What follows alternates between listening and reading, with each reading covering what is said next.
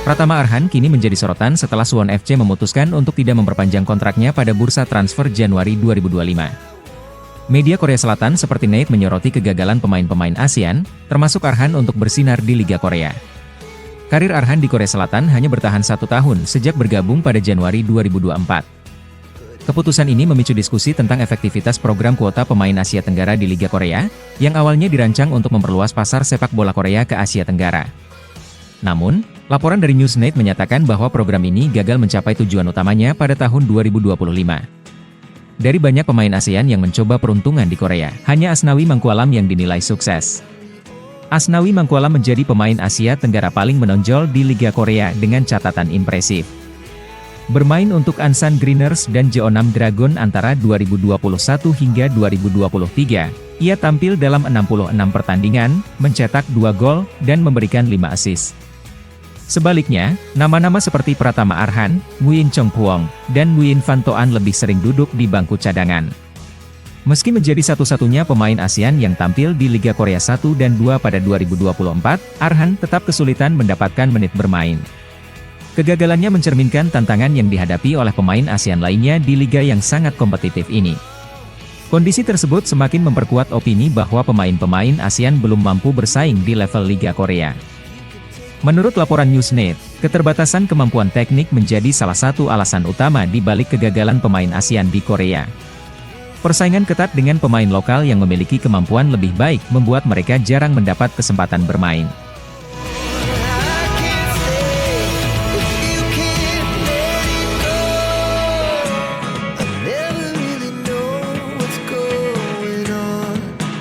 Timnas Indonesia tidak perlu khawatir menghadapi 2 laga krusial pada Maret 2025. Pemain-pemain andalan dengan postur tinggi menjadi senjata utama untuk menghadapi Australia dan Bahrain. Di bawah Mister Gawang, Marten Pas akan kembali menjadi tumpuan utama. Kiper naturalisasi ini sudah tampil 6 kali bersama Timnas Indonesia sejak debutnya melawan Arab Saudi pada September 2024. Dengan tinggi badan 1,97 meter, Pas sangat ideal sebagai penjaga gawang. Selain memiliki refleks tajam, ia juga ahli membaca bola-bola silang yang sering menjadi ancaman dari tim lawan. Kehadirannya memberikan rasa aman bagi lini pertahanan, terutama dalam situasi krusial. Lini pertahanan Timnas Indonesia juga tidak kalah tangguh. Jai Idzes, sang kapten, menjadi palang pintu andalan di jantung pertahanan. Dengan postur 1,9 meter dan ketenangan yang luar biasa, Idzes kerap menjadi ancaman dalam situasi bola mati di area lawan. Dalam 9 laga terakhir, ia tidak pernah absen sebagai starter, menunjukkan betapa pentingnya perannya di tim. Di lini tengah, Ivar Jenner menjadi kekuatan tambahan yang tak tergantikan. Gelandang berusia 20 tahun ini memiliki daya jelajah tinggi dan fisik ideal dengan tinggi 1,88 meter. Jenner sudah tampil 15 kali untuk Timnas Indonesia dan menjadi salah satu pemain muda paling menjanjikan. Bersama Tom Hai dan Marcelino Ferdinand, ia diharapkan mampu menjaga keseimbangan lini tengah, menghubungkan pertahanan dan serangan dengan baik. Lini depan Indonesia semakin tajam dengan kehadiran Ole Romeni. Penyerang yang bermain untuk Oxford United ini memiliki postur 1,85 meter, ideal untuk duel bola udara. Dengan naluri mencetak gol tinggi, ia sudah mencatatkan 2 gol dari 13 penampilan musim ini. Kehadirannya menjadi opsi tambahan bagi pelatih Sintayong untuk menghadapi pertahanan ketat lawan.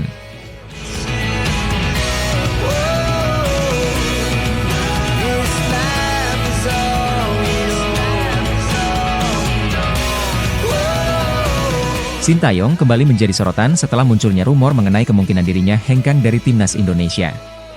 Rumor ini mencuat di media Italia, yang menyebut adanya peluang pergantian pelatih di tengah jalan. 2 hari setelah kabar tersebut beredar, Sin akhirnya memberikan respons melalui unggahan di akun Instagram pribadinya. Dalam pesan tersebut, ia mengucapkan selamat tahun baru kepada para penggemar dan meminta dukungan penuh dari masyarakat Indonesia. Meskipun tidak secara langsung menyinggung isu tersebut, pesan ini dianggap sebagai tanggapan halus terhadap rumor yang tengah hangat diperbincangkan di dunia sepak bola nasional. Banyak pihak menilai bahwa sikap Sin yang tetap tenang menunjukkan dedikasinya untuk fokus pada pekerjaannya. Kontribusi Sintayong selama menukangi Timnas Indonesia memang tidak bisa dianggap remeh. Sejak bergabung, ia telah membawa perubahan besar dalam pola permainan tim. Sin rela meninggalkan kenyamanan bersama keluarganya di Korea Selatan demi mengembangkan sepak bola Indonesia. Di bawah arahannya, Timnas mampu bersaing di kancah Asia dengan pencapaian yang membanggakan. Beberapa prestasi yang diraihnya meliputi lolosnya timnas ke Piala Asia 2023 dan 2027, serta keberhasilan menembus babak ketiga kualifikasi Piala Dunia 2026 zona Asia. Selain itu, Shin juga dikenal memperhatikan detail kecil, seperti pola latihan dan strategi bertanding, sehingga para pemain semakin percaya diri menghadapi lawan tangguh di Asia.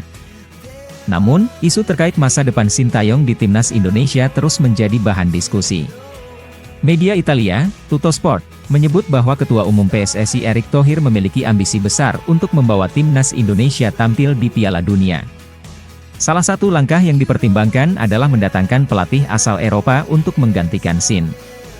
Meskipun demikian, hingga saat ini belum ada pernyataan resmi dari PSSI terkait kabar tersebut.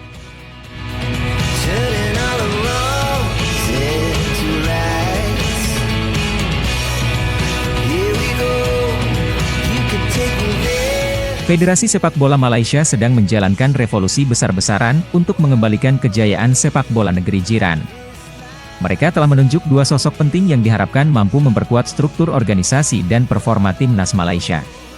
Peter Klamovski kini memegang peran sebagai pelatih kepala, sedangkan posisi CEO dipercayakan kepada Robert Douglas Friend, mantan pemain timnas Kanada. Penunjukan ini menjadi langkah awal yang membawa angin segar bagi sepak bola Malaysia yang sempat terpuruk. Harapan besar menyelimuti keputusan ini, terutama untuk menciptakan tim yang lebih kompetitif di tingkat internasional. Paulo Jose, striker naturalisasi timnas Malaysia yang berasal dari Brasil, menyambut baik perubahan besar ini dengan penuh optimisme. Menurut Paulo, langkah yang diambil FAM dapat membawa dampak positif bagi Harimau Malaya di masa depan, meskipun hasilnya mungkin tidak akan terlihat dalam waktu dekat. Ia menegaskan bahwa kerja sama solid antara pelatih, manajemen, dan pemain adalah kunci untuk menciptakan tim yang tangguh. Di usia 35 tahun, Paulo tetap menunjukkan semangat juangnya dan siap memberikan kontribusi maksimal kapanpun dibutuhkan.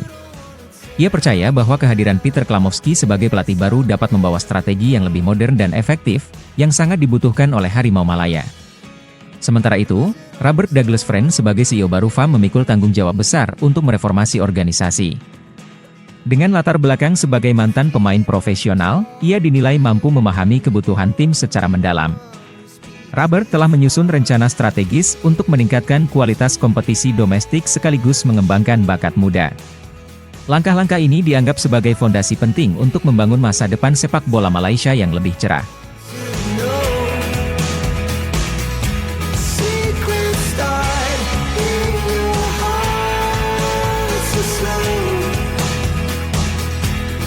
Ketua PSSI Erick Thohir bertemu dengan Menteri Pemuda dan Olahraga Dito Aryo Tejo pada Kamis di hari pertama kerja di tahun 2025. Pertemuan ini membahas berbagai topik penting terkait pengembangan olahraga di Indonesia. Dalam unggahan Instagramnya, Dito mengungkapkan bahwa salah satu fokus utama diskusi adalah kolaborasi antara Kementerian BUMN dan Kemenpora. Kolaborasi ini bertujuan untuk memaksimalkan potensi generasi muda Indonesia melalui berbagai program yang mendukung prestasi olahraga nasional, termasuk Timnas Indonesia. Dito menekankan pentingnya kerja sama semua pemangku kepentingan untuk meningkatkan prestasi olahraga Indonesia, khususnya sepak bola. Ia berharap kolaborasi ini bisa mendorong keterlibatan lebih banyak pihak dalam mendukung sepak bola tanah air. Erick Thohir, yang juga hadir dalam pertemuan tersebut, menyatakan bahwa pihaknya siap membantu timnas Indonesia bersaing di level internasional. Dalam keterangannya di Instagram, Erick menjelaskan bahwa Kementerian BUMN akan terus mendukung perkembangan olahraga nasional, termasuk sepak bola. Ia memastikan bahwa dukungan penuh akan diberikan untuk semua cabang olahraga demi kemajuan prestasi Indonesia. Erick juga mengapresiasi komitmen Dito dalam mengembangkan timnas Indonesia dan membawa mereka ke tingkat yang lebih tinggi. Menurut Erick, sinergi antara Kemenpora dan Kementerian BUMN adalah kunci untuk mencapai target besar yang telah dicanangkan. Secara khusus, Erick memiliki ambisi besar untuk sepak bola Indonesia. Sebagai Ketua PSSI, ia menargetkan timnas senior lolos ke Piala Dunia 2026, sementara timnas U23 ditargetkan tampil di Olimpiade Los Angeles 2028. Erick percaya bahwa visi bersama dengan Dito Aryo Tejo akan memperkuat langkah strategis untuk mencapai mimpi besar ini.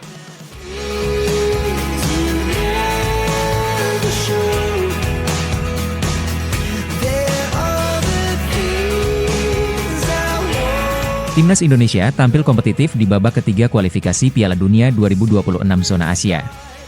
Hingga matchday ke-6, skuad Garuda menduduki posisi ketiga dari 6 tim dengan raihan 6 poin.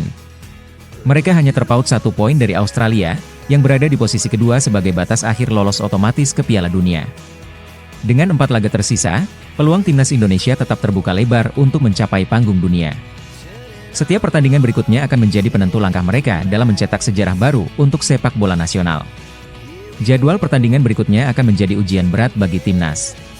Pada 20 Maret 2025, mereka dijadwalkan bertandang ke markas Australia, salah satu tim terkuat di grup. 5 hari kemudian, pada 25 Maret 2025, Indonesia akan menjamu Bahrain di kandang sendiri, menghadapi tekanan besar dari harapan supporter. Setelah itu, pada 5 Juni 2025, skuad Garuda akan melawan Cina di Indonesia, sebelum mengakhiri perjuangan di babak ini dengan bertandang ke Jepang pada 10 Juni 2025. Jadwal padat ini menuntut konsistensi dan strategi yang matang untuk menjaga peluang lolos tetap hidup. Pelatih Sintayong memainkan peran kunci dalam perjalanan luar biasa ini. Dedikasinya terhadap Timnas Indonesia tidak diragukan lagi, termasuk pengorbanan waktu bersama keluarganya di Korea demi membangun sepak bola Indonesia. Di bawah arahannya, Timnas telah mencatat sejumlah pencapaian membanggakan, seperti lolos ke Piala Asia 2023 dan 2027, sebuah prestasi bersejarah bagi Indonesia.